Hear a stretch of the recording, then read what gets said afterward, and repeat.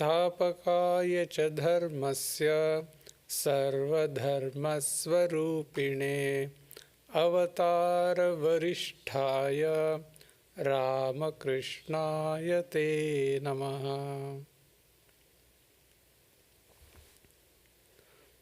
Good evening, everyone. We are meeting after almost 6 weeks. We had begun the study of Kathopanishad in our last class. Before actually getting into the Upanishad, we were discussing introduction to the Vedic literature as well as to Upanishads. We saw what Vedas stand for, their contribution to the Indian spiritual heritage, and then there are two major portions in the Vedas: the knowledge portion and the work or ritual portion, and the number of Vedas and the Upanishads, which form the final part of the Vedas, and the meaning of the word Upanishad, the number of Upanishads, and also the major Upanishads and minor Upanishads, and also the different traditions that are available in the Upanishads. All these points we discussed, and towards the end we discussed the the central theme of the Upanishads. So we saw that the theme of the Upanishads is to seek unity among this diversity. Is to seek this unity. So in the Mundaka Upanishad, the question is Kasmin Bhagavo Vignate Sarvamidam Vignatam Bhavati. What is that? By knowing which everything else becomes known. So that is the main quest, to get to the ultimate unity of this entire universe. So we also saw some passages from Taittiriya Upanishad and Chandogya Upanishad which support this idea of unity. I will begin today's discussion from that point onwards. So, after discussing the unity of this world, so the next important idea that we come across in the Upanishads is that of the human soul or Atman.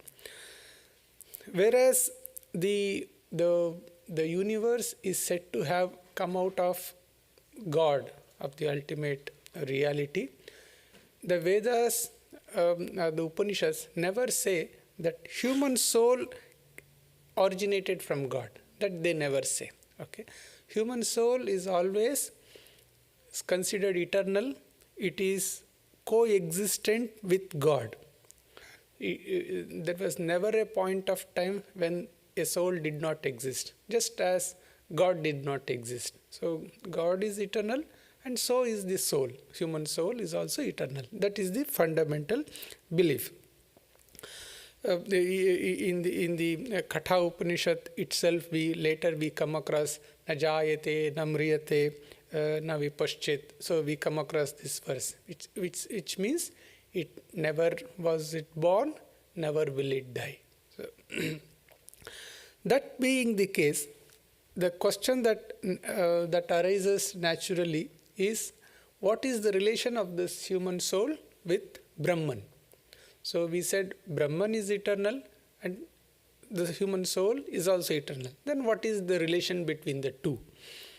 So in answering these questions, the Upanishads give a variety of views. Some portions of the Upanishads, they say the human soul is essentially different from God. Okay, so some others, they say, they posit the the essential identity of these two. Okay, so they are apparently contradictory. Apparently, they are contradictory statements. See, the passages which say human soul is different from the God. So it is very easy to understand them. See, God is omnipotent and omniscient, whereas human soul has limited power and limited knowledge. So God is absolute bliss, but soul is sometime happy, sometime is full of misery. God is inactive, but the soul is active.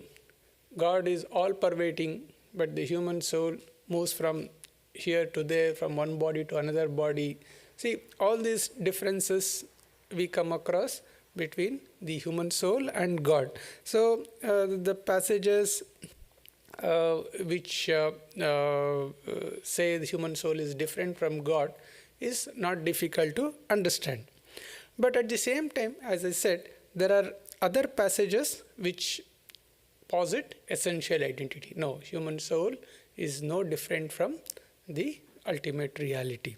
So those portions, such passages are also plenty. Probably they are more in number than those passages which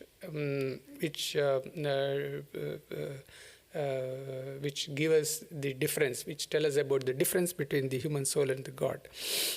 Now, coming to this view, which says human soul is identical with God. So we have Shankaracharya, who is the great exponent of this school, of this identity of Jiva and Brahman. On the diametrically opposite view, which says they are separate, they are eternally separate. So we can take Madhvacharya as the main exponent of that philosophy.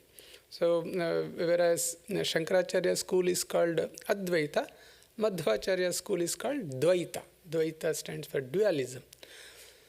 In between these two extreme schools, extreme views, we have a variety of views. Okay, so differing slightly from one another.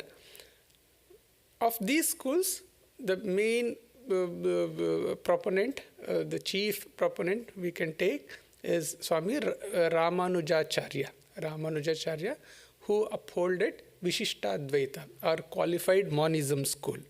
Now, one thing that we have to remember is none of these men, whether it is Shankaracharya or Ramanujacharya or Madhvacharya, they were not the originators of these schools.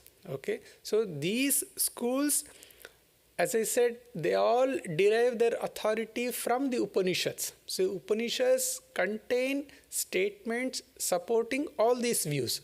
So there always existed schools of thought which supported such passages and this kind of philosophy.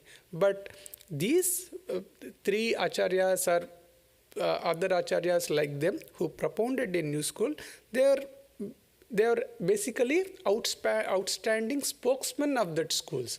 They merely codified the system of philosophy according to their particular school of thought. Similar is the case with the 6 systems of Indian philosophy. So in the Indian philosophy, as you may know, we have 6 schools, 6 major schools, Nyaya and Vaisheshika, Sankhya and Yoga, and Purva Mimamsa and Vedanta. Now, these 6 systems of philosophy also existed from ancient times. But we associate names, some names of great sages or great philosophers with these names. Say, for example, Nyaya is associated, the first acharya of Nyaya school of philosophy is Gautama. And then Vaisheshika is Kanada. Then Sankhya is Kapila Muni. And then Yoga, Patanjali, and then Purva Mimamsa is Jaimini, and then in Vedanta we have Vyasa or Badarayana. So now these people who are said to be the founders of this philosophy, also actually they did not bring out this philosophy from their brain. Okay, so that philosophies always existed. It was not their creation. So they merely codified that system of thought. Now,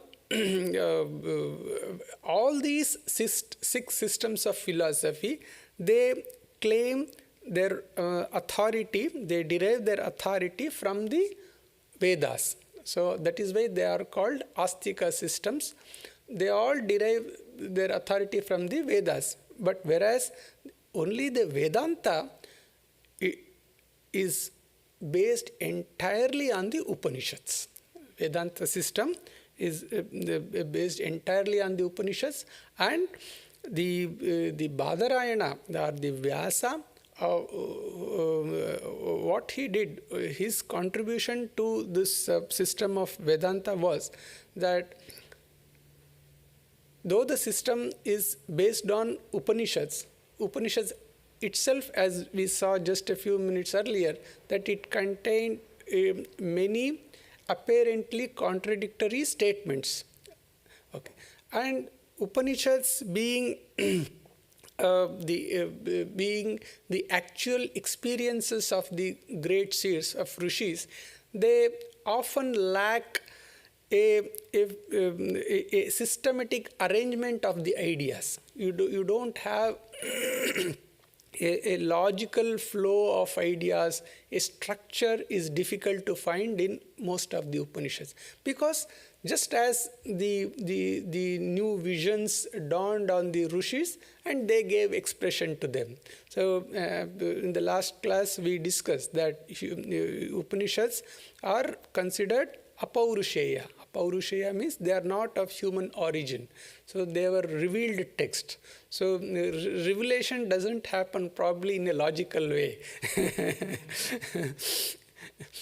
So it is often like the poets composing poems, right? So you cannot enforce logic into the poems. So that will spoil the poetry, right? So the Upanishads also, they are said to be great poems, okay?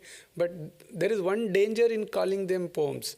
What is that? See, the poems we all read and we enjoy, but we don't take them seriously, right? So we don't accept every letter, every word that is said in the poem. But whereas Upanishads, they are poems, and at the same time they are great truths. Okay, so every word, every letter, it has its weight. So it is only up to us to raise to that level and realize the truthness or the veracity of those statements.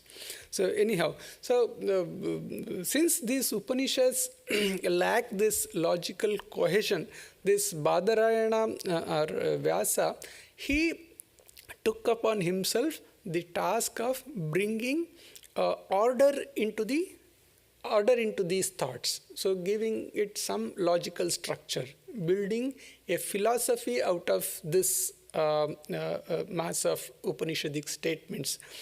So that was his task, and for this purpose he composed his work, Brahma Sutras. Brahma Sutras, or it is also called Badarayana Sutras. These sutras, aphorisms, he composed precisely for this purpose of giving a logical structure to the Upanishadic thought, as well as clarifying the points where there seem to be contradictory statements in the Upanishads. All these points he did. But the one problem with this the Brahma Sutras is, during those times, it was a fashion for such composers to go for very, very cryptic statements. So that is why they are called sutras. Sutras means they are like formulas. Okay, so they use very, very minimum number of words or even letters to express what they want to say. So since Badarayana wrote his Brahma Sutras in such a way, what has happened is, today it is not clear what exactly he wants to say in many places. So we have a number of commentators trying to decipher the meaning out of his aphorisms.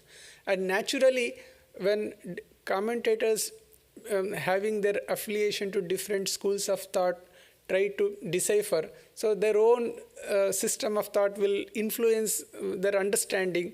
As a result, we have a number of commentaries on these Brahma Sutras, which are again, if not contradictory, at least they do not all sing the same note. So that much we can say. As a result, Brahma Sutras, which was supposed to clarify the points raised in Upanishads, it itself has become a source of trouble. Means we have a number of commentaries, a number of views. So as a result, some statements they are still open for discussion even today. So new commentaries do come. See, other day I visited BAP's Swaminarayan temple. So very recently they too have written a fresh commentary on the Prasthanatraya, the three main foundational texts of Hindu religion, the Upanishads, Bhagavad Gita, and the Brahma Sutras. So no wonder if in the coming years new commentaries they may appear. Now, why these conflicting interpretations? That is the question next. Every commentator, whether it is Shankaracharya, Ramanujacharya, or the present day commentator, everybody they are obsessed with the idea that the entire literature of the Upanishads speak of only one truth. They say only one thing. That is the one fundamental principle. The branch of knowledge which deals with interpreting the text is hermeneutics, right? So in Vedic hermeneutics, the one principle they all follow is that the entire mass of Upanishads, they represent one idea. So if it is Shankaracharya, so it is Advaita. So entire Upanishads, they represent Advaita. If it is some other school, it is according to that school, the entire Upanishads.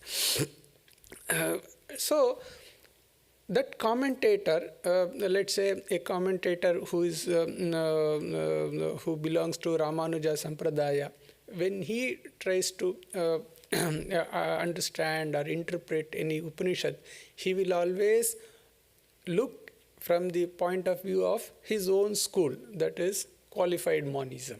Okay, so why it is so?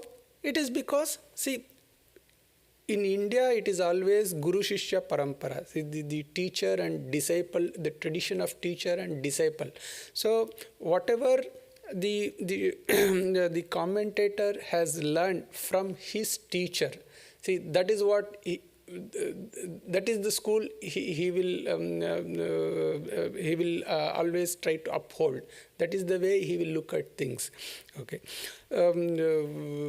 As a result, we have a number of these people interpreting the text in different way.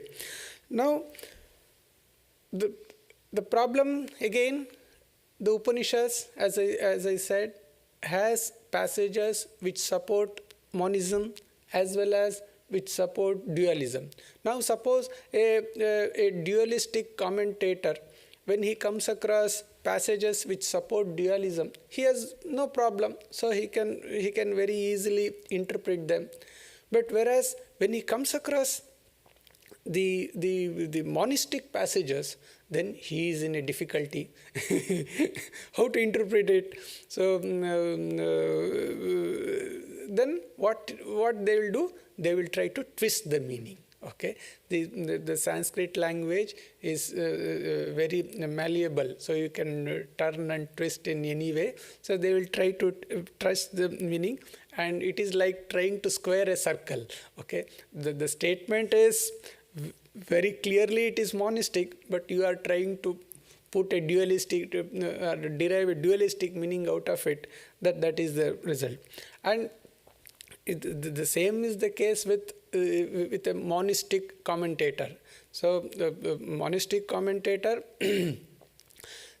he has many passages to support his view, but when it comes to passages which have dualistic interpretation, dualistic thought, then he is in a quandary. What to do? So again he has to resort to this kind of twisting. So Swami Vivekananda was very strong. He calls it text torturing. He calls it text torturing.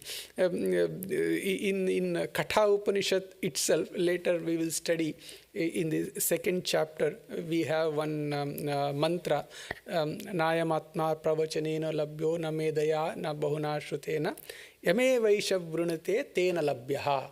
So the statement is yame vaishav vrunate tena labhyaha is the statement. So it is what is the simple meaning? The Atman is realized by one whom God chooses. That is the simple meaning. So it is clearly a dualistic passage. But Shankaracharya has tried to force a monistic meaning out of this. Okay. And the same statement occurs in Mundaka Upanishad as well, the same mantra. There also he has tried to. So some people, they may find, they may agree with Shankaracharya and go with his meaning. It's fine. But others, they say, no, this is clearly a dualistic passage. It supports duality, and we should not derive such a meaning. Okay. And on the other hand, let's say in the case of a dualistic commentator, he has much more work to do, because Upanishads are washed with so many statements. We have the 4 Mahavakyas, right? Tattvamasi, Ayamatma, Brahma. Such statements are clearly Advaitic. And then we have statements Sarvam Khalvidam Brahma. And then Neha Nanasti Kinchana, there is no duality whatsoever. And then we have statement Mrityo Samrityum Gacchati Ya Iha Naneva Pashyati. One who sees duality here, he will go from death to death. See, such strong statements are there in the Upanishads.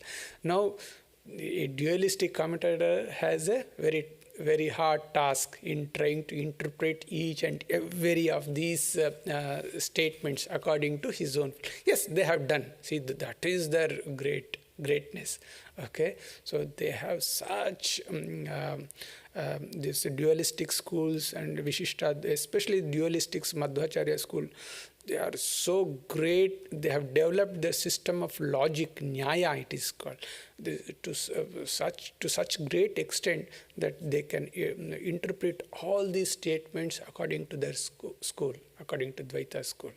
But it is all it becomes very technical, sophistry, logicals, and they say logic chopping, like that. But they have done. Then if this is the scenario, then what is the correct attitude towards the understanding of the Upanishads. See, these ideas should be at the back of our mind when we study the Upanishads. So what should be our correct attitude, especially we who are followers of Sri Ramakrishna and Vivekananda? With what attitude do we study these Upanishads? So, sorry? Before going there, because you mentioned 6 systems of things, and also these are based on Vedas, right? They all support, they all believe in the authority of the Vedas. So, and then based on the Upanishads. Is Vedanta. Vedanta bases itself entirely on the Upanishads. Vedanta is... There is no, now people interpreted this based on the Upanishads, Advaita, Dvaita, and other things. But what about this other 5? Nyaya Vaisheshika. No, all these schools, see, Gautama, we have the Gautama's Nyaya Sutras, right? And then Vaisheshika, each of these systems of philosophy, they have their source book, okay?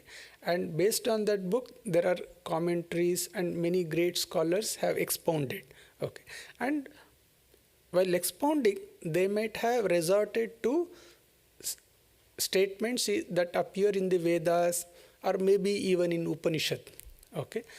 But none of these systems deal with this idea of Atman and Brahman to the extent which is dealt in the Vedanta, okay? So what is the goal in those systems? That is a very good question. See, the goal of each and every school of Indian philosophy is mukti. Okay, so everyone is concerned about moksha. So everyone wants liberation. That is the greatness. Okay, all Indian schools of thought. It is same with Buddhism and Jainism as well. Okay, so they all want the cessation of sorrow and attainment of absolute bliss. So, atyantika dukkha nivritti sukha prapti. So, that is the ultimate goal. But whereas Vedanta, Upanishads, they base their philosophy entirely on the Upanishads, and they have much more rational and much more appealing philosophy. And especially for our modern times. So that is the beauty of the Vedanta. So these remaining 5 systems, so are they dualistic or what kind of things? Definitely they are dualistic. They are not just dualistic, they are pluralistic. See, for example, Nyaya, Vaisheshika, they are pluralistic systems. So, so many primary elements are accepted, 22 or 24 or whatever. Primary, they are considered primary, okay? And Sankhya is definitely dualistic. You have Purusha and Prakriti, right? So it is definitely dualistic. And yoga, of course, bases itself on Sankhya. Whereas in Vedanta, good that you raise this point. See, we said that Madhvacharya is the propounder of dualistic school, and Ramanuja is Vishishtadvaita, qualified monism. See, when we say Madhvacharya school as dualism, we should keep one thing in mind. This Madhvacharya's dualism is different from the dualism of Western philosophy. Okay, so why it is different? According to all the Vedantic acharyas, Shankaracharya, Ramanujacharya, Madhvacharya, Vallabhacharya, you name anybody, all of them, they agree that Brahman alone is the reality. They all agree. The ultimate reality is God. Okay, there is no difference of opinion. So, the Madhva school, why we call it duality? Yes, Madhva also accepts that Brahman is the ultimate reality. But with Brahman as ultimate reality, he still posits Jiva's individual souls as essentially different from Brahma. Okay, so they have their own logic way to prove that. Okay, so because they accept this Brahman as the ultimate reality, you cannot strictly call them dualism in the sense of Western philosophy, like as in Western philosophy. Western philosophy, or just as in Sankhya. In Sankhya, when you say Sankhya is purely dualistic, because they accept Purusha and Prakriti are the two ultimate entities, the ultimate realities. Right? Purusha is there and Prakriti is there. That is not the case in Vedanta. So Vedanta, the ultimate reality is always one. So in Madhvacharya, so like in this Sankhya, these two are like They are eternally separate, and they are independent entities. There are two independent ultimate entities. so in Dvaita it is not the case. No, in the Dvaita, as I said, Brahman is the ultimate reality. Brahman is the ultimate reality. So, though we call it dualism, we have to keep this in mind that they are not dualistic in Sankhya sense. So, even the human soul, which is said to be different from God, from Brahman, according to dualistic schools, cannot exist without the support of Brahman. Yeah, yes, Suman. Alright. So because we are on the topic of interpreting Upanishads in Dvaita or Advaitic way, Mm. I have heard that in the whole of Vedantic literature and mainly in Upanishads, whenever there was a condemnation or whenever there was kind of looking down upon, it was always towards Dvaita, and Advaita is never condemned or criticized in Upanishads. Upanishads themselves. I mean, like for example, there are some passages in Upanishad which say that wherever there is Dvaita, there will be fear. Ditiyad. Fearlessness, true fearlessness. Yeah, right. So, Quite possible. Yeah, even I have not heard any such statement which criticizes or looks down, as you said, on the Advaitic view. Yeah, maybe. Yeah. But as I said, even these statements are interpreted by the dualistic philosophers to suit their view. Yeah. Swami, these philosophers write this commentary. So, is there any requirement like it appears like all these are realized people, right? True. Madhvacharya. After them, they established their True. schools. At least with regard to these great acharyas, there is no doubt they were realized souls. They are very. See, as I said, it is not that they want to oppose the other view. See, for example, Ramanujacharya, first he went to a teacher who was a Advaitin. So when he was explaining a text in Upanishad according to the Advaita, so he used, he was of course explaining it on the basis of Shankaracharya's commentary, but it made a disparaging remark. Okay, that commentary, that portion, I don't remember the exact Upanishadic statement. So, a disparaging remark. So, it seems Ramanujacharya started shedding tears. You are interpreting the Upanishad in such a way. No, it can be given a better explanation. So he gave a better explanation. So, as I said, see, these acharyas were all realized souls, and they realized Brahman in their own way. See, that's what we are coming to now. See, Sri Ramakrishna said, Jatomat tatopat, as many faiths, so many paths, that he said.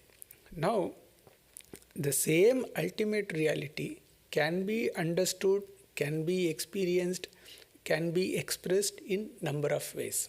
Now, these different ways, do they cancel out each other? Is it necessary to say that only one of these views is correct and the rest all are wrong? No, it is not necessary. It is not necessary. See, Sri Ramakrishna says the scripture is like mother. Okay, the mother, she has several children and she will not prepare one dish and serve all the children. She will not say that everybody has to eat this. No, she knows the constitution of every child and the taste, and accordingly she will prepare food and serve that child. So scripture also, it gives us a variety of views because it is meant for the entire humanity with so many different temperaments, attitudes. So it has to serve everybody.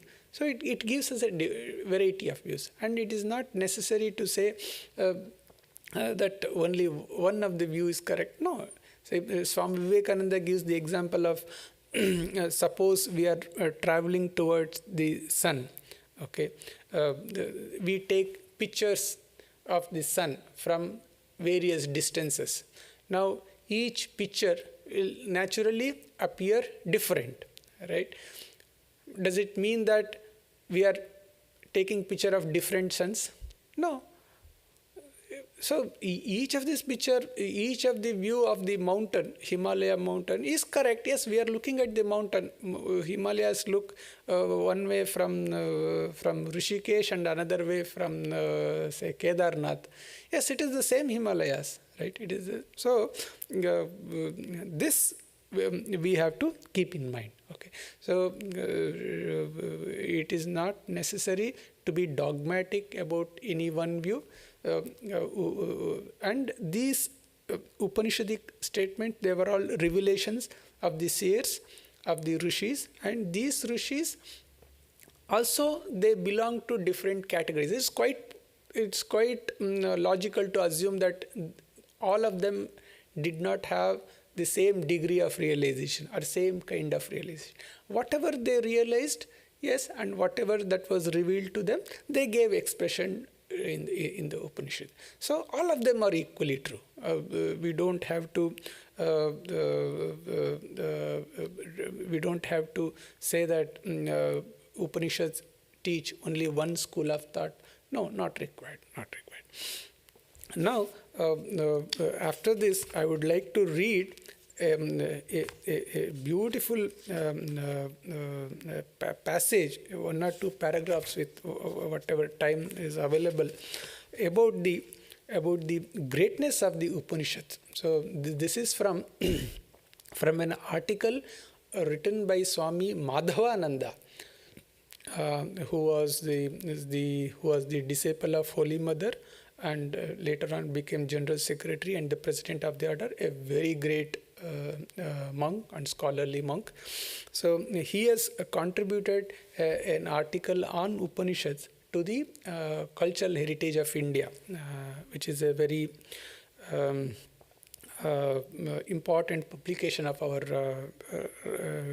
Ramakrishna mission. So he says, Upanishads contain treasures that are strewn everywhere. In the whole body of Upanishad, there are innumerable treasures. The value of these ancient records for all seekers after truth can scarcely be overestimated. Their message of strength, fearlessness, and hope is as necessary for us now as it was for those who lived in the past. Their appeal is universal, for they probe the very depths of the inner being of man. See, so the appeal of the Upanishads, it is as appealing in India as it is in the United States. It will be so everywhere, because they talk about the man, about the human being in his essential nature. The Upanishads call upon every man and woman in whatever station of life to stand up and assert their divine heritage. In this, they recognize no limits, geographical, racial, or any other. Upanishads are the greatest unifying factor in the world for all time. They break all the fetters of mankind and raise men to their true status as children of immortality. So, Shvetashvatara Upanishad, Amrutasya Putraha, so children of immortality. Sometimes Upanishads are, especially some Western scholars, they say Upanishads do not teach about ethics. There are no ethical statements in Upanishad. But actually, Upanishads, yes, they don't deal with ethics because it has gone beyond that stage. It is supra-ethical. So, the Upanishads gives the basis for the morality. Why we should be moral? Okay, so Swami Vivekananda in his lectures he has pointed out. See, different religions, they teach humankind to be moral, ethical. But why? Why we should be moral? The actual reason is given by the Upanishads. So why it is? Because the rationale of morality, why we should do good to others? Because we are all one. In helping others, we help ourselves. And in hurting them, we hurt none but ourselves. So this grand truth of the unity of the existence is given out by the Upanishads. So that serves as the basis of morality.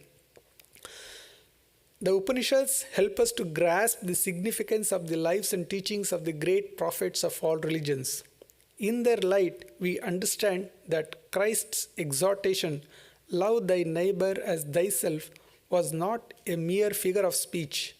We must love him, for he, love him means love our neighbor, for he or she, like the rest of the world, is literally ourself. See, that is the Upanishad.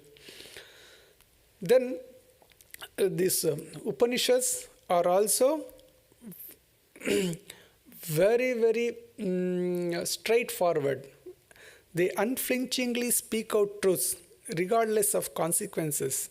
They do not even spare themselves. So, the Upanishads, they say that, yes, all in Mundaka Upanishad, we have all knowledge is classified as higher knowledge and lower knowledge.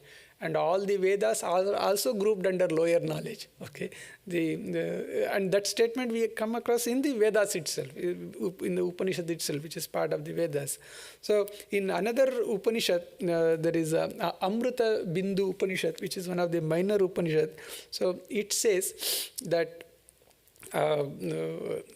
after going through the scriptures, one must engage oneself in actual practice and realize the truth. And he must discard the Vedas or Upanishads just like one who wants rice discards the chaff. So, Grantam Abhyasya Medhavi Gnana Vignana Tatparaha Phalalamiva Dhanyarti Tyajet Grantam Asheshataha. So, Tyajet Grantam Ashe, he should entirely discard the Grantha. Granthas means books. See, this Upanishad itself says. So, whereas in some scriptures of other religions, they may say, yes, this scripture is the ultimate. Right? So, there is no question of transcending the scripture. But Upanishads are not like that.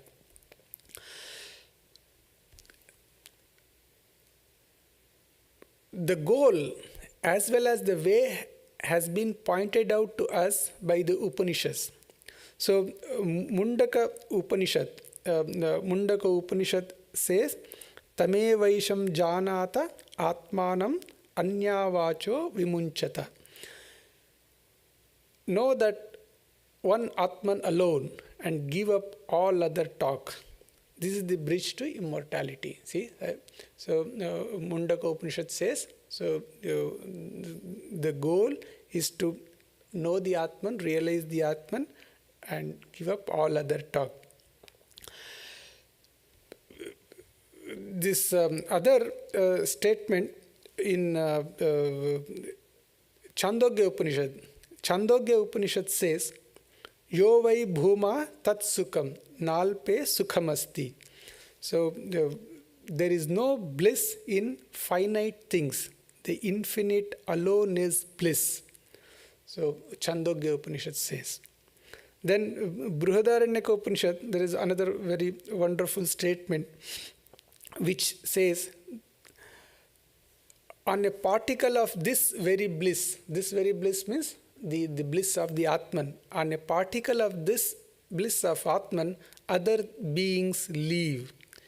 Etasya va anandasya anyani bhutani matram upajivanti. See, Brihadaranyaka Upanishad says. Like this, very, very wonderful thoughts are contained in the Upanishads. Without an exception, all the Upanishads, they contain such gems of knowledge. So you must have heard this statement of Schopenhauer is a very oft-quoted statement. So he said, in the whole world, there is no study so beneficial and so elevating as that of the Upanishads.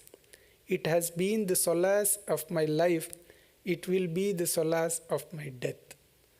So that Schopenhauer said. And so Swami Vivekananda, he again and again he stated that I teach nothing but the Upanishads. So he based his teachings entirely on the Upanishads.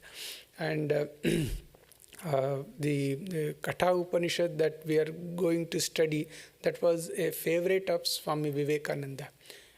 In so many places he has quoted passages from Katha Upanishad, and he has upheld the ideal of Nachiketa, whom we come across in Katha Upanishad.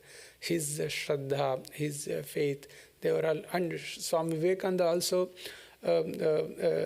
praise the poetry of Katha Upanishad. He liked in many places, it's such sublime poetry we've come across in Katha Upanishad. And he dedicated one of his talk, he based one of his talk entirely on Katha Upanishad. I think it is called Realization, the talk on that we find in the book Gnana Yoga. Realization. So he read a few passages from Katha Upanishad and explained the meaning. So this Katha Upanishad is very, very grand. So that we will start from next class. If you have any questions, you can raise. Please. Swamiji, I want to know, like, so Ramanujacharya developed a different way of interpreting Upanishad based on his own realization. Right. And I want to understand what was his attitude towards Shankaracharya. What did he think Shankaracharya was doing? He did not agree with his interpretation, Shankaracharya's interpretation. Very simple. He didn't agree. So would he call the interpretation of Shankaracharya as false? True. If not false, it is incorrect. Incorrect. They do not do justice to the Upanishadic statements. But he also understands that Shankaracharya was a realized person. No. That we cannot say. I and you look upon them as incarnation, but whether he looked upon them, we do not know. We do not know. Does he ever say anywhere? No, I don't know. I don't know. But it's quite possible. See, because he had his own strong views, his own philosophy, and he sincerely believed that Upanishad espouse that kind of philosophy. So it's quite possible that he had little respect for other schools of philosophy. Quite possible. And they may not have fought with each other, but those great souls, but their followers, they fought. I mean, I want to know his attitude because both of them are realized. True, true. See, it's both just of them are gurus. true. See, true. They viewed each other. True. Now, of course, Shankaracharya came before him, so he did not have. But other acharyas who came later, yes, they did not agree with his views. Maybe as a person they had respect, that is also quite possible. As a saint they had respect, but not for his views, his philosophical views. That is also quite possible. Because Shankaracharya was the founder of Dashanami Sampradaya, of the sannyasa institution, and these were also sannyasins. So they might have had respect. Actually, this, what I should say, this fight between these dualistic schools and Advaita schools, they have gone to very, very low levels. Okay, so the scholars, they fight over every single statement, try to condemn the other. It's gone to extreme point.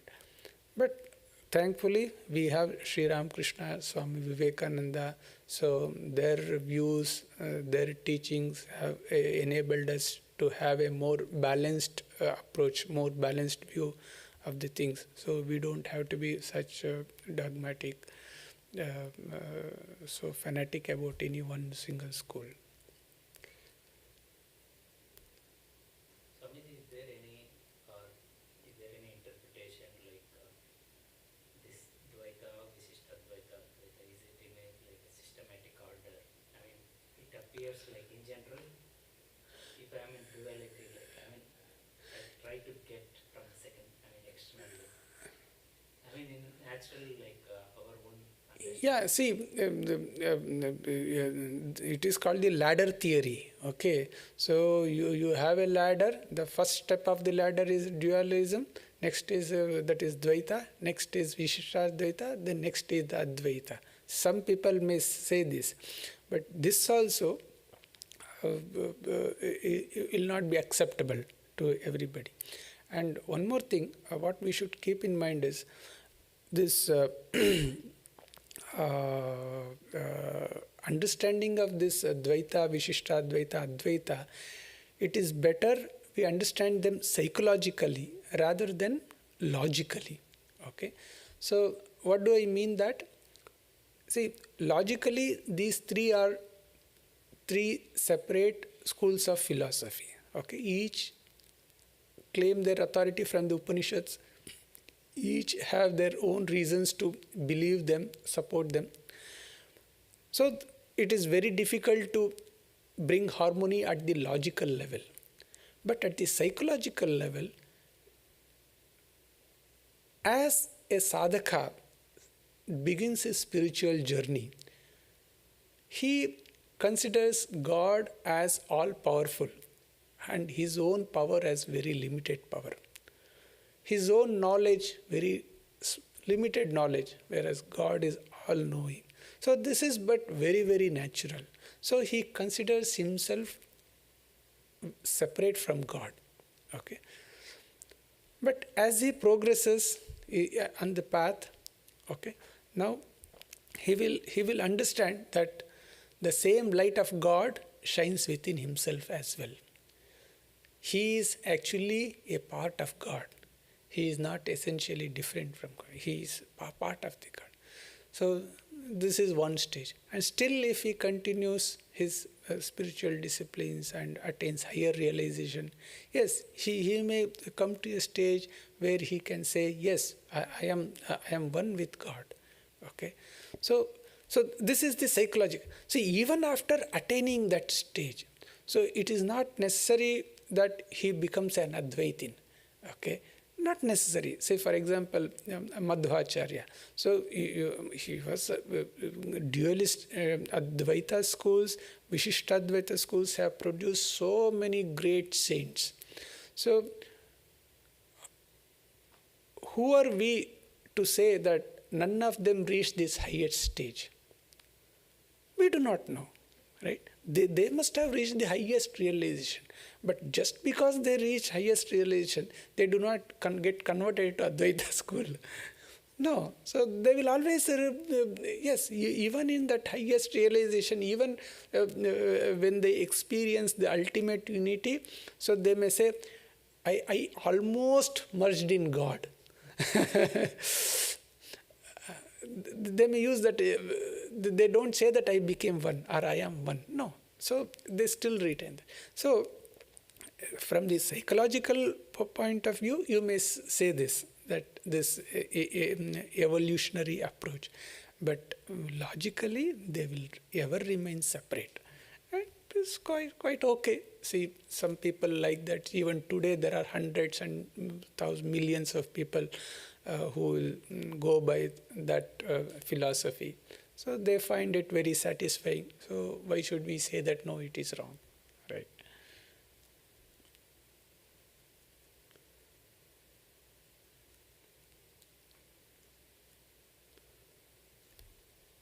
So we'll conclude. So next class we will, I don't know when it would be. So we will begin with the Upanishad proper, with the peace chant.